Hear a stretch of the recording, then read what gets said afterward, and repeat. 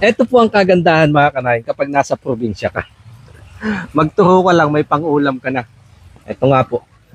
8 yan. Yung 5 kay tatay. Yung 3 kay utol. Wala ho kayo may lutong pang-ulam kaya sabi pinalbo ko na yung 2. Lalaki at saka isang babae. Bali 3 ho ang kukunin natin dyan. Kaso ang problema. Ayan o, dyan sila nananatili sa tubig. Kaya babalikan ko yan mamaya. Magbibihis lang ako. Mag-outfit change lang tayo. Pauwi ho sana ako, magbibihis.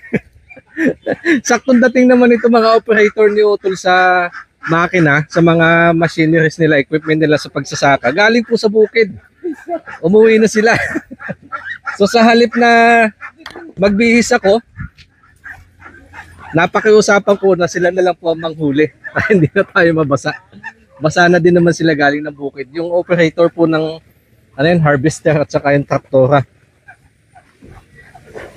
Oh, mukhang malalim ito isang to. Sige, abog. Dito ako. Abugin ko dito.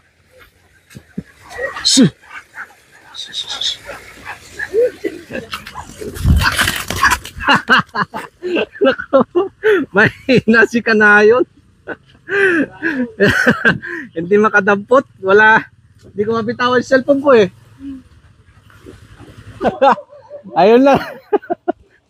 Nakalayo na.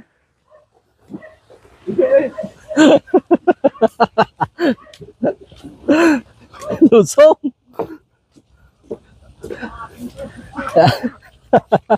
Ayan, huli.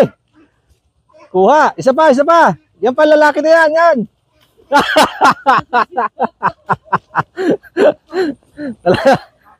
Sisid na din. Ha? Eto, nalinisan na po namin. Dapat 3 yung amin lulutuin. Eh, naglambing yung bunso namin, yung babae. Inalbor niya na yung isa. Kasi iuwi daw niya sa Batangas. Kaya itong 2 na lang po ang amin lulutuin. Time check. Alas 4:30 po ng hapon. Medyo madilim lang yung paligid. Gawa nga po ng ulan. Eto na yung mga laman. Eto na po yung aking iluluto pang hapunan. At pagkatapos namin kumain, inihahanda naman nila yung ating pang for the boys, kung tawagin. Yun naman po ang ating susunod na lulutuin. Pauputuin ko lang po yan sa patis. Sa kinamahan ko na din ng magic sarap sa paminta.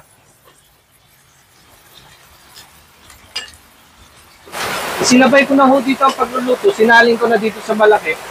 Para sa ganun, maumpisahan ko natin. Ewan ko lang kung magkakinigan tayo mga kanayon. Sobrang lakas na ho ng ulan.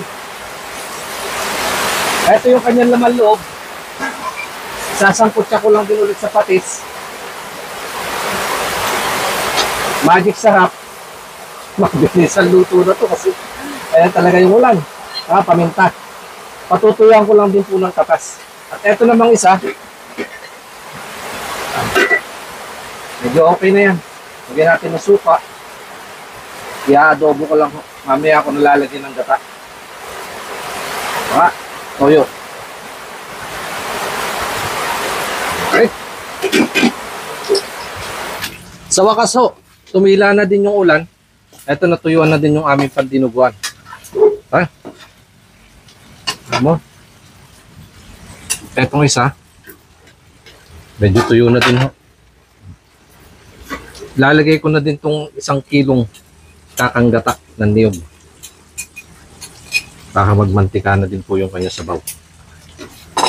Pinaputok. Ito po yung klase ng dinuguan sa amin sa Ilocano eh. Pampulutan. Wala hong sabaw. Lalagyan ho lang natin ng kaunti sili itong dinuguan para meron namang pampainit. Medyo tuyo na. Ito na po. Pero patutuyan ko pa yan mamaya pag mamantikain ko pa. Safety lang muna natin dyan para hindi magalaw. Ito na po yung ating adobo sa gata. Ano? Basta nyo po yung kanyang sabaw. Nagmamantika. Let's sing together. Dakal ti Diyos kat naimban, isut mang tagkanan kanbiyag, hapukin ka, agyaman kamkanan, inaldaw et dem amen. Okay, the food is ready. Ito po yung ating patok. Sa aking favorite, yung ampalaya. Tunakbot.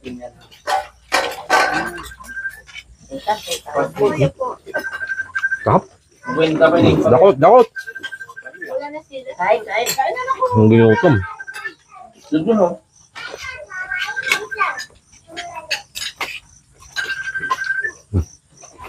Pinababa ko na po kay Mrs. Kanain yung cellphone kasi gutom na din daw siya.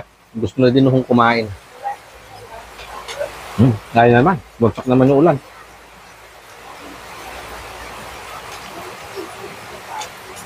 Kapag may kami, hindi pwedeng walang gulay.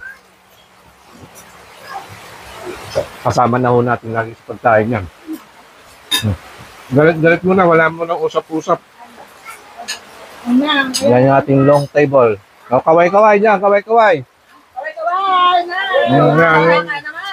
Yung mga gusto ng exposure, yan, o. Say hi! Taas ng kamay. Yung iba, ay mabala. Busy.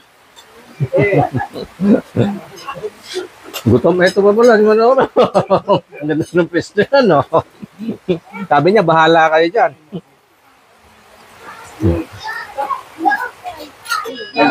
After ho natin maghapunan, panghimagas muna na suha. At mamaya po, eto naman yung aming isusunod. Magbabalot tayo ng suman na gawa ho sa kamuting kahoy. Pahinga lang muna. Hanap po ng dahon ng saging. Pagkatapos, gabing-gabi pa lang na tumitilahok na yung manok. Eto naman na po yung aking nilutong dinuguan. At pagkatapos mahulasan, ang for the boys naman po ang sunod.